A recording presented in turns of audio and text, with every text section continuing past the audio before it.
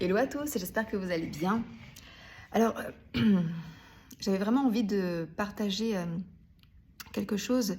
En rentrant du travail, là, je me suis souvenue d'une conversation que j'ai pu avoir, qu'on a pu avoir à plusieurs.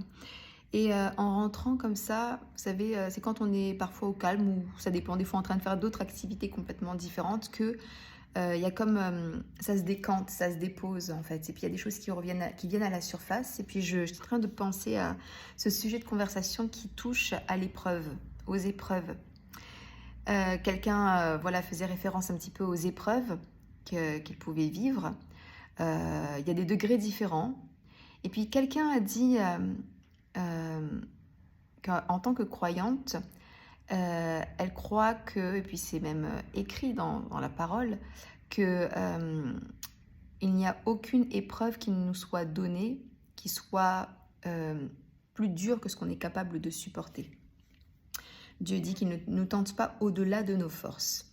Puis d'autres, que je comprends tout à fait, disent oui, mais, quand on est dans cette épreuve, parfois on la sent vraiment insurmontable. Et puis on peut croupir complètement, s'écrouler complètement. Et l'épreuve a raison de nous en fait. L'épreuve, elle est plus forte que nous. Il y en a qui se laissent complètement engloutir par l'épreuve. Donc moi je veux bien, Dieu, mais à un moment donné, stop quoi. Qu'est-ce que tu fais? Et c'est humainement parlant, c'est normal en fait de penser comme ça, humainement parlant. Maintenant, je réfléchissais parce qu'on passe tous par des épreuves, tout le monde peut se sentir concerné. Moi, j'ai fait référence, je réfléchis à mes propres épreuves. Et j'ai pu avoir ce comportement-là. Combien de fois j'ai pu dire aussi, c'est beaucoup trop dur, mais qu'est-ce que tu fais? On est censé avoir la foi en toi, tu es censé nous protéger, on est censé être tes enfants, mais c'est quoi là? Tu veux mettre la tête dans le trou? Je comprends pas, c'est pas possible, c'est pas compatible. Pourtant, t'es Dieu, c'est pas ça ta mentalité. Et pourtant, je suis en train de vivre le contraire. Ça va aller jusqu'où? C'est quoi le but? C'est quoi l'intérêt? Que je croupisse, que je sois écrasée, parce que c'est ce que je suis en train de faire concrètement et je suis pas heureuse là, je suis pas épanouie, j'ai même pas de bouffée de bouée de sauvetage, j'ai pas de bouffée d'oxygène, je suis en train de mourir littéralement. Et je préfère à la limite vraiment en finir complètement plutôt que de vivre dans ces conditions parce que c'est insupportable. Oui, j'ai déjà eu à dire ça. J'ai eu des temps de désert, hein, des temps de désert, des temps de souffrance. Je ne prétends pas avoir eu des souffrances qui aient duré vraiment trop longtemps. Malheureusement, j'ai connu dans mon entourage des gens qui ont tellement souffert, qui ont connu Dieu pourtant, qui allaient à l'église et qui se sont donné la mort.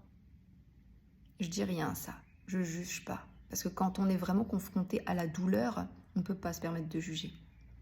Maintenant, avec le recul, avec les années qui passent, avec la foi qui s'affermit dans notre chemin de vie, qu'est-ce que je peux dire de ça? Pour connaître un peu mieux Dieu, et je suis toujours en apprentissage, je peux dire que déjà Dieu ne veut pas qu'on souffre, c'est pas son but. C'est pas ce père fouettard, ce père autoritaire qui nous dit bah écoute, à travers cette leçon-là, tu deviendras plus fort, ma fille. Les épreuves nous font grandir. Comme on dit, ce qui ne nous tue pas nous rend plus forts. C'est pas ça le but des épreuves. Les épreuves, elles sont là. Elles ne viennent pas toutes de Dieu. Ok, il y a des épreuves qui arrivent comme ça, qui Dieu les permet dans ta vie pour que tu apprennes à compter sur lui dans cette épreuve.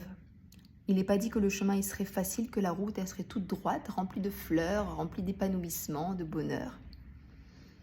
Mais si tu marches avec lui, si tu lui tiens la main, il va t'aider à traverser ce temps d'épreuve et à t'en sortir. Le but en fait de Dieu, je crois vraiment qu'il est là pour nous aider à sortir la tête de l'eau et nous sortir du gouffre. C'est ça Dieu. Et souvent, des fois, on peut s'y méprendre parce qu'on se trompe et on se dit, on se met en colère contre Dieu. Mais attends, Dieu, si t'es Dieu, mais qu'est-ce que tu fais là? Qu'est-ce que tu fais? C'est le moment de me sortir de l'épreuve. Mais au contraire, t'es là à attendre. Moi, j'ai déjà pensé que Dieu, à un moment donné, était un peu sarcastique, que c'était... Enfin, je commençais à lui prêter des mauvaises intentions parce que ça durait tellement trop longtemps, jusqu'au jour où j'ai fini par comprendre que, comme je viens de te le dire, si tu apprends à détourner, à décentrer tes yeux, ton regard, ton focus de tes problèmes et que tu commences à courir. Parce que qu'est-ce qu'on veut quand ça va mal? Quand on n'est pas bien, qu'est-ce qu'on veut? Trouver du repos, trouver du réconfort, trouver quelqu'un qui va plaider notre cause, qui va nous rendre justice. Dieu est celui-là. Et ce que j'apprends à faire, c'est vraiment courir dans ses bras. On va me dire, ouais, alors là, c'est très philosophique, c'est spirituel, parce qu'il n'y a personne physiquement, en fait, qui est là pour te prendre dans ses bras. Et pourtant, ce que je te dis, c'est pas quelque chose de humain. Là où tu vas devoir, en fait, dépasser l'épreuve, tu vas pas pouvoir la dépasser humainement parlant, avec tes propres forces. C'est pour ça qu'on parle de cette relation avec Dieu, parce que lui n'est pas là physiquement, on le sait bien, mais il est vivant. Il est vivant, il a existé. Il a été un homme comme toi et moi il y a 2000 ans, c'est vrai, c'est véridique. Et il était 100% Dieu, 100% homme. Mais c'était le seul homme qui n'a été trouvé sans péché, c'était le Fils de Dieu. Donc lui seul, en fait, a cette capacité, ce pouvoir de te sortir complètement de cet esprit d'abattement et de souffrance. Mais il faut que tu ailles courir dans ses bras. Alors comment tu fais pour courir dans ses bras? Tu lui verbalises. Tu dis Seigneur, carrément, tu dis vraiment la vérité de ce qu'il y a dans ton cœur, ce que tu dis à tes potes autour de toi, ce que tu dis en fait à ta famille autour de toi, ce que tu dis des fois toute seule, que tu es en train de bougonner, que tu es en train de ronchonner. Tu le dis vraiment. Tu dis, j'en peux plus, mais je crois, ou on me dit que tu es ce Dieu-là qui est amour. Mais alors si tu m'aimes, je veux compter sur toi. Je veux regarder à toi. Je sais que tu me feras justice. Je sais que tu ne veux pas que je meure de cette situation. Je sais que cette épreuve-là, elle est là. Mais ton but, c'est pas qu'elle m'engloutisse, c'est pas qu'elle me domine. Ton but, c'est de me montrer qu'avec toi, je vais m'en sortir. Tu veux marcher avec moi dans cette épreuve pour justement m'en sortir. Et c'est ça, en fait, la vérité. C'est que Dieu est là, en fait, pour te tenir la main et te faire sortir de ce gouffre. Sauf que des fois, on lui prête des mauvaises intentions et on lui dit « mais tu m'as mis la tête dans le trou ». Donc, parle-lui. Mais comment on crée une relation? C'est pas un échange à un jour donné. Pour apprendre à aimer une personne, il faut apprendre à la connaître, on est bien d'accord. On va pas commencer à sympathiser avec une personne, enfin on peut sympathiser très courtement, mais on va pas commencer à se lier d'amitié et faire confiance à une personne juste en échangeant avec elle une première fois.